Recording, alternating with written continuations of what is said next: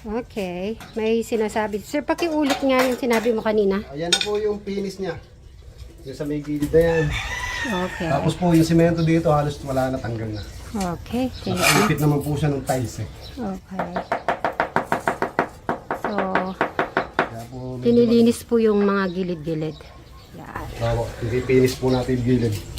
Okay. Thank you so much. Kaya tingnan niyo po yung dito sa gilid. Yan.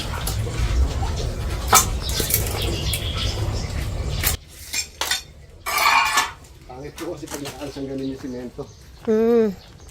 Ayun. Buti pala nagdala siyang ganyan, no? So, Chipping gun po, naggalap yung chipping gun. tinanggal yung mga nakataas kasi pangit po siya.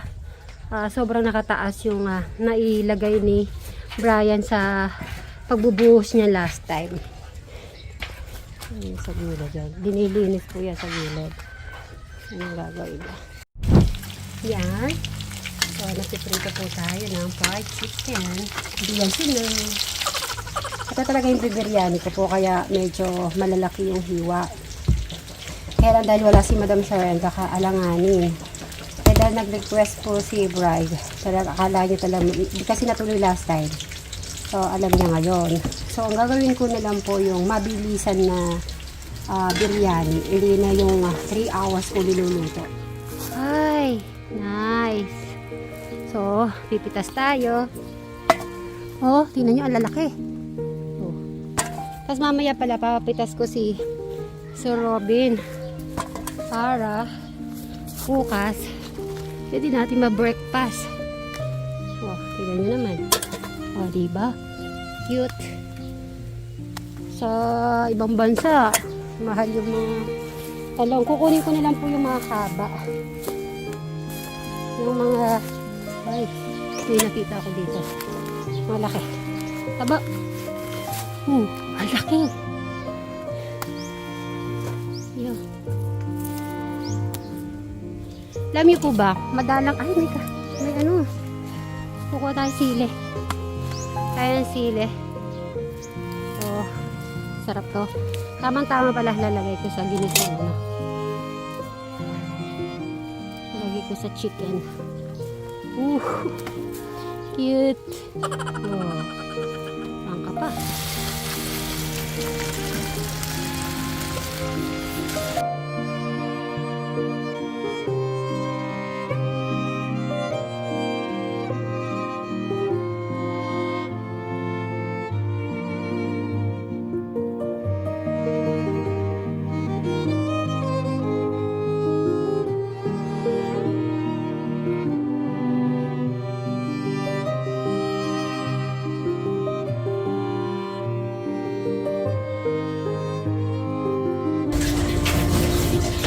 Sige na sa dulo. Ang sarap ng kamatis, kahit kamatis lang. Sarap yung kamatis, very sarap. Oo. Ay, yung kamatis. Sarap kaya. Iba ba?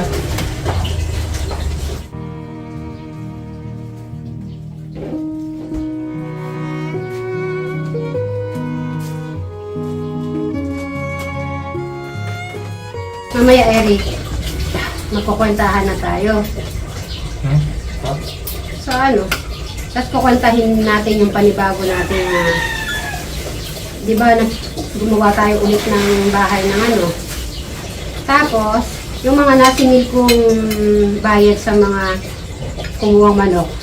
Hawakan mo yon. Tapos pag kailangan ng pagkain ng manok, bibili mo. Tapos isusulat.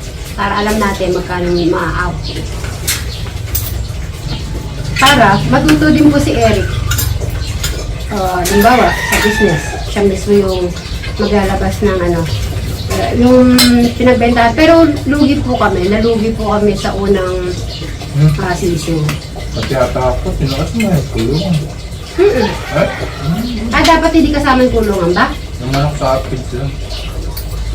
Siyempre, ginastusan yung ano, di ba? Sa ba nagbi-business, hindi kasama ba yan? Hindi mo na, ito. Ganun ba? Kasi alam ko, pag nag-business ka, pupuntay mong buo. Oh. Kasama yung gawa nung ano, di ba? Meron pa din na sa puling tao.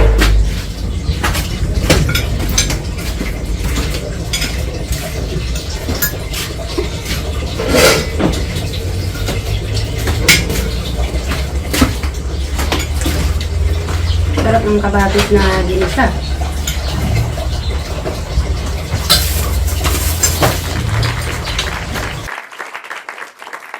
Brian nang maghugas, ako po yung gagawa mo ng kape sa mga gumagawa.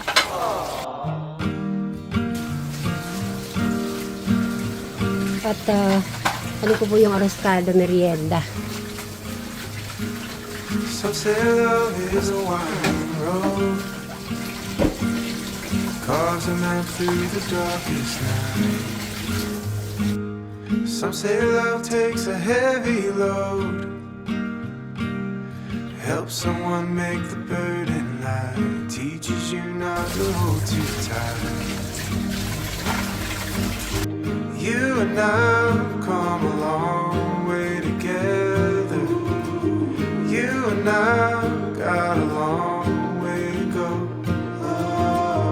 You don't have to ask me now and never, 'cause I'm already yours and you'll always be mine.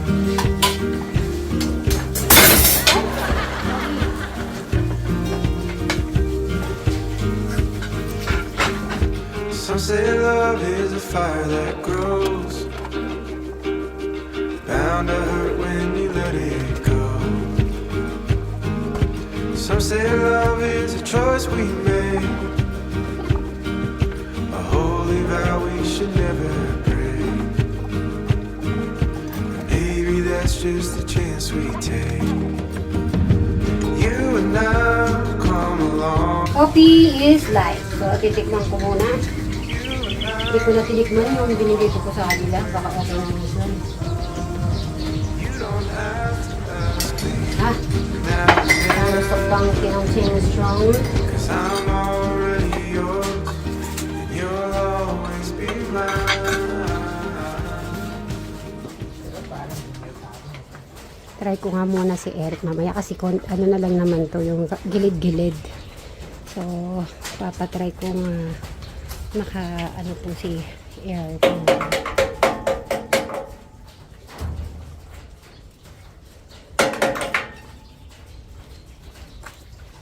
Yung tiles. So, para di magbiyak-biyak.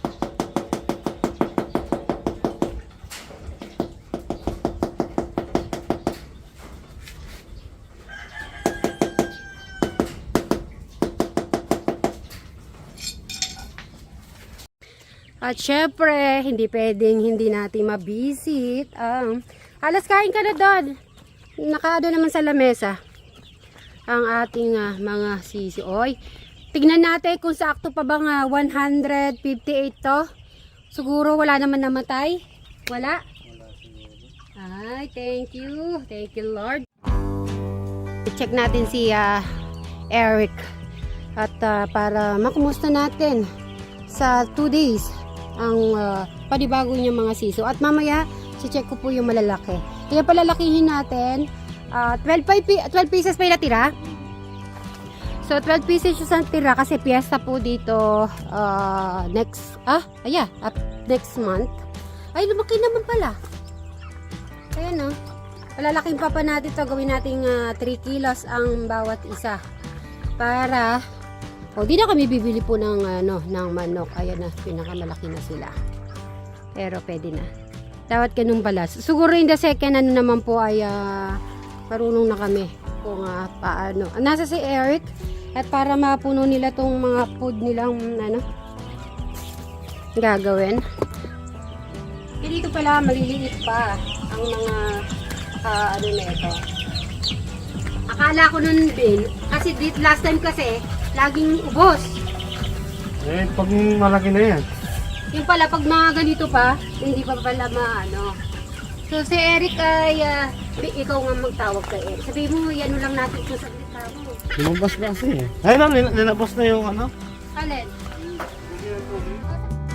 Sunset in golden fields, goddess warrior and a queen, lost the battle and her dream, hidden secrets are hard to keep, she's still waiting. Para piling ko nasa ano ka eh. Piling ko nasa ibang lugar ka. Kasi parang di ba pag naglalagay sila dito parang ano yun. Oo. Naglilinis kasi ako dun eh. Patat. Bakit ka tumingin 2 beses? Sa? Gumanon ka. Bumalik. Magandahan ka ba? Saan? Oo.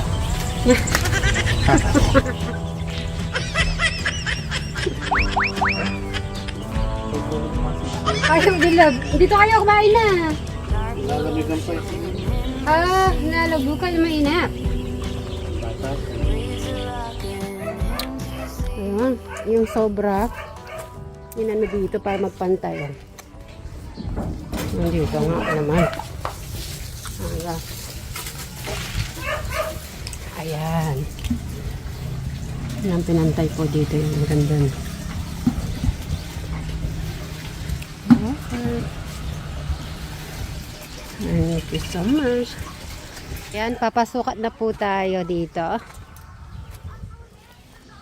Kailan bang aloe blocks yan? May kung ano may aloe blocks tayo.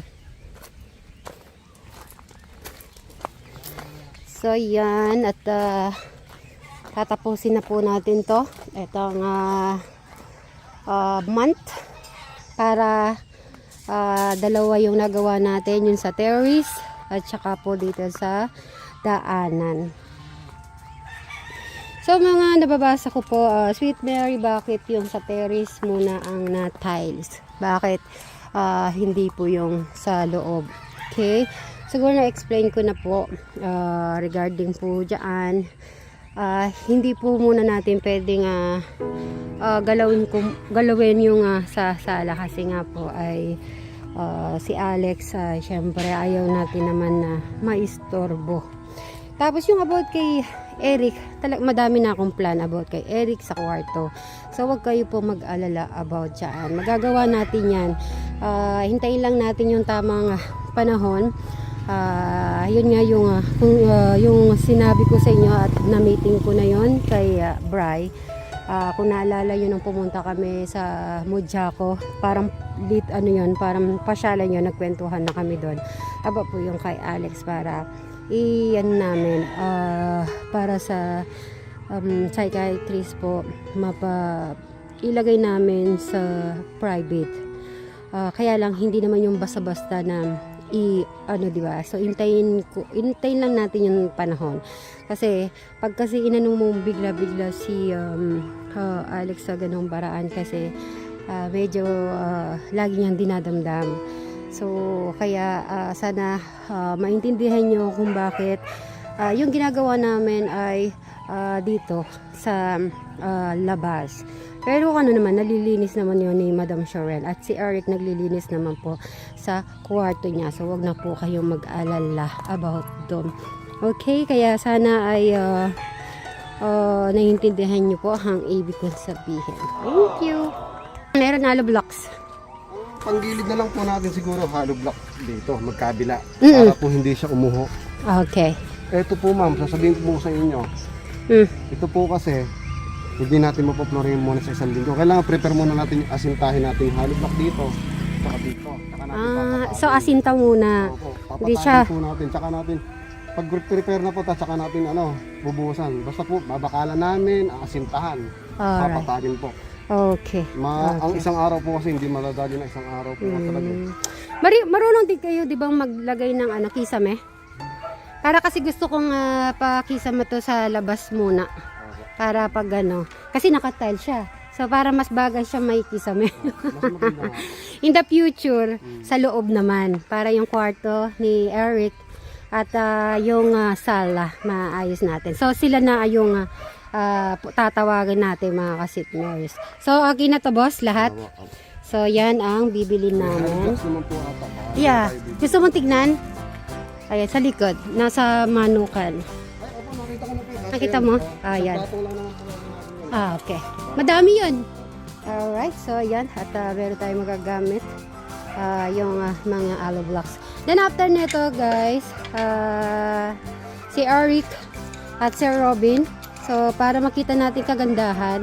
So yung mga ginamit, yung mga tatanggalin natin. At malinisan tong harap. So yan, abangan nyo po mamaya si Eric and Sir Robin. So bye bye po. Ayan ang finish na po yung ating tiles. Thank you so much.